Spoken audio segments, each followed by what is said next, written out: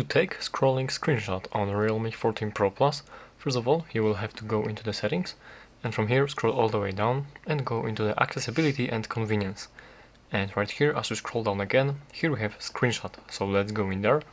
And first of all we need to enable this option 3-finger touch and hold, and this is for the partial or scrolling screenshot, so let's enable this gesture. And right here we have the instruction and the visuals of how to do this. As you can see, we have to touch and hold it with the 3 fingers and then slide up or down to take a partial screenshot, or basically the scrolling screenshot. We have to swipe to bottom edge. So let's now do this.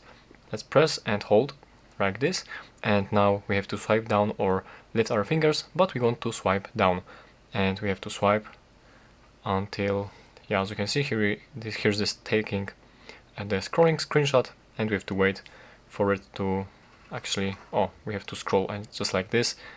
We can adjust it somehow, I believe. Let's press done, and yeah, now we have this scrolling screenshot, and from here we can crop it just like this. So yeah, that's basically how to do this.